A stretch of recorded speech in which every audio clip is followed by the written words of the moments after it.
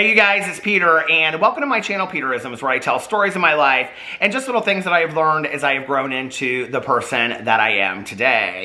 And I have all of my meditation books here. I have 6 meditation books, so I don't know which ones we'll read from. But I wanted to talk about the magic book for a second. Are you guys still doing it? I can't believe, I think we're on day 11 right now. Let me see what page or what day we're on. Magic practice number 11 is today. Are you guys keeping up with it? Are you? I like date every single one of mine, see? So today was a magic morning, which was such a fantastic meditation. You get up in the morning and she talked about how you put one foot on the ground and you say thank, and you put one foot on the ground and you say you. So the first thing you say in the morning is thank you.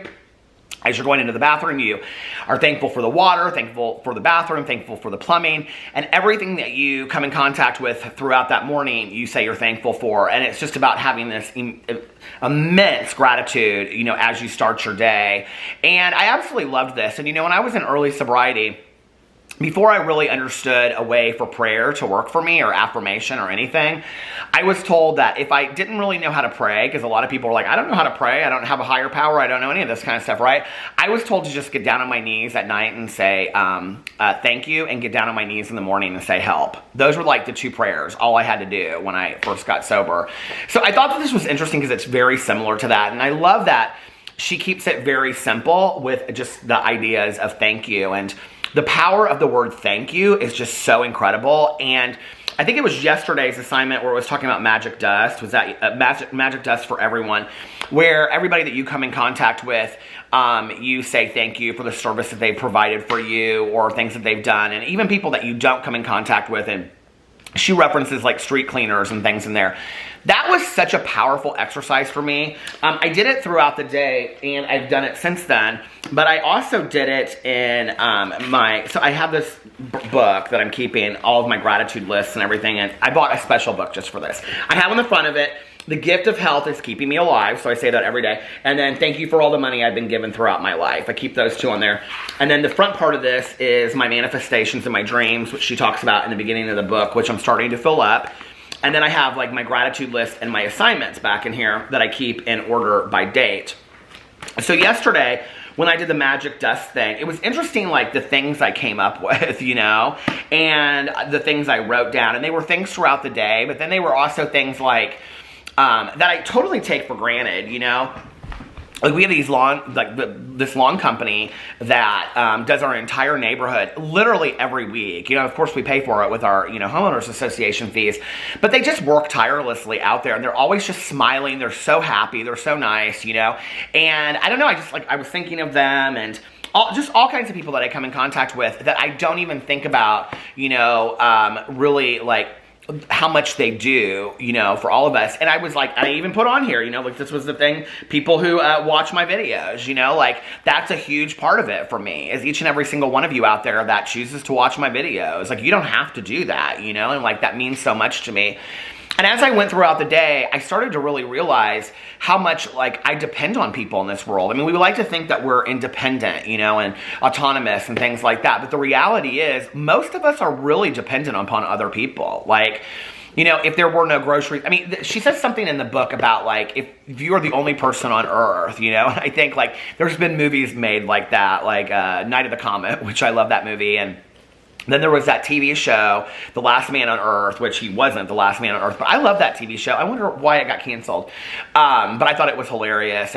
But you think about it, right? It's like, you know, all of the things that you would need. It's like you couldn't just go to the grocery store because food would go bad, you know. You need people working for the electric department. You need people, or company. You need people working at the grocery store. You need people working to make the things that go into the groceries, you know, the farmers and all of this kind of stuff. It's like it goes on and on and on. It's like stuff just doesn't magically happen in this world. And I think that we kind of assume that it does on some level. On some level, those of us that live in a modernized society, I think, well, I can only speak for myself. I guess I take it for granted. I take a lot for granted that is done for me on a daily basis without me even asking, you know?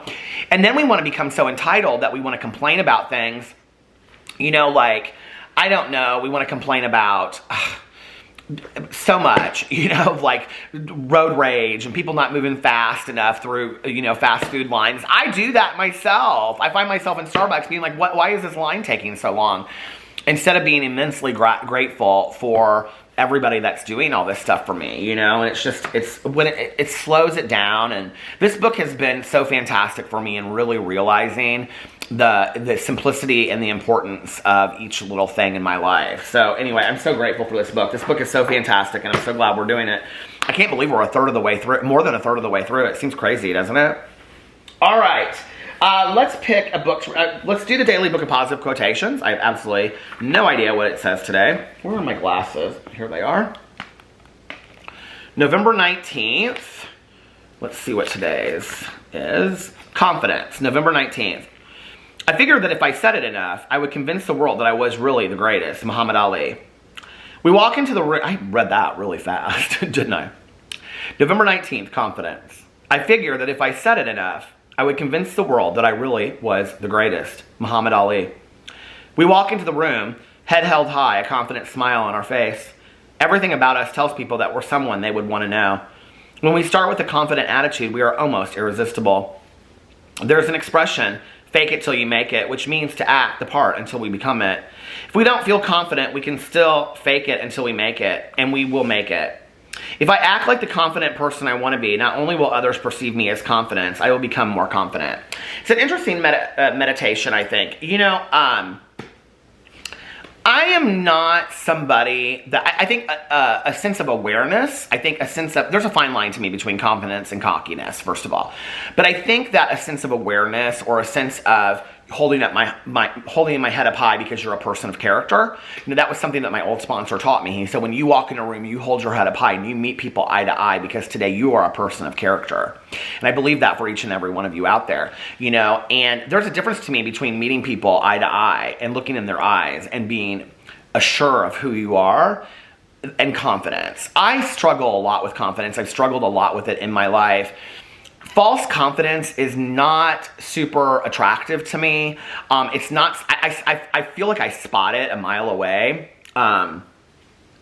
You know, there's been moments in my life where, like, I mean, I can, like, because of my social awkwardness and social anxiety, like, I'll go into situations and be like, hey, how are you, blah, blah, blah. If that's the kind of confidence that she's talking about in this book, Linda Picone, I forgot her name for a second, then I get that, right?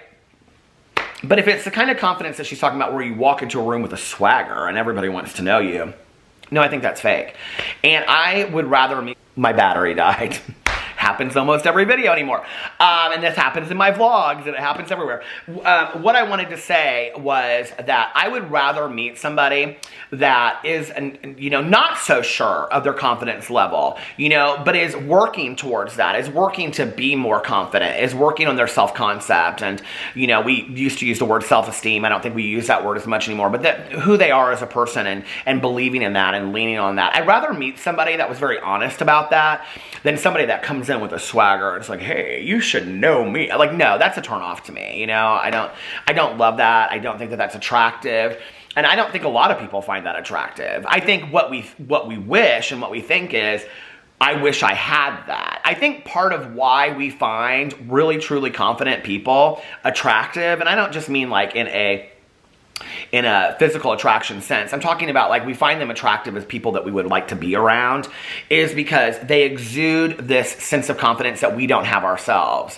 But people that are, my dad is somebody that is truly, truly confident, you know? But he also, like, I feel like has done the work in his life to back it up. It's like, he's not a person that comes into a room with a swagger. He's not a person, he's just very sure of himself, you know? He's very sure of himself. He doesn't, like, cut you off. He doesn't interrupt you when you speak. You know, he has his belief systems, but he's also, I think, like, one of the things that, you know, is to me attractive about people that are truly confident is they don't try to prove you wrong. Like, if you have a different opinion or a different point of view, they're open to hearing that. You know, truly confident people are not, like, I don't know, like, this whole idea of confidence is so interesting to me, and how much we really, like, you know, want it so badly in our, you know, in our society, that there's something so attractive about it. But I feel like there are so many people out there that have this false sense of confidence. It's just actual, and it's so arrogant and cocky that it's actually a real turnoff for me. It's actually, I don't want to be around those people because I'm like, could you just kind of get real with me for a second? Could we just have like a genuine conversation, you know? And that, like, I just don't love it, you know? But do I think that, like, that's where it's like, for me, I don't know about the faking it till I make it kind of part. I'd rather be honest and say, like, I'm just not a super confident person, you know, and I struggle with social anxiety and I'm socially awkward. I'd rather say that until I get to the point of being comfortable and being more confident in my skin, because being honest has gotten me there, than just faking it. Like, just faking it doesn't really do the work for me inside, you know? And if you've watched my videos long enough, you know, I'm about the work. I believe in the work, you know? And I think, you know, that's where, like, you know, talk is great, but walk is greater, you know? And that's where I think the walk gets us there, you know, the actually doing the work. And I'm impressed when people come up to me and they say, I'm just not super confident, but I'm trying really hard, you know? Like, I'm trying. I love that because I relate to that. I relate to that, like, that real, genuine, that's what, to me, authenticity is, okay? Is when somebody doesn't need to hide behind a guise, that they can say, you know, like, G-U-I-S-E, that they can say, you know, like, I'm just not super confident, but I'm working real hard, I'm trying, you know? Like, that, to me, that is attractive. That honesty, I love that when I witness that in somebody. So, anyway, let me know what you think in the comment section below. I mean, you know, the true confidence, when people have it, too, I think is great as well. I don't know that I meet that many truly, truly confident people. I feel like I meet a lot of people that put on a lot of, like, you know, affectations and airs, you know, like, about who they are. It's like they have that swagger, that Sinatra swagger, you know? Anyway, as you get older, you realize it just doesn't really matter anyway, you know? As long as you can walk into a room, you're okay. So anyway, let me know what you think in the comment section below. I love you guys, and I'll see you tomorrow. Bye.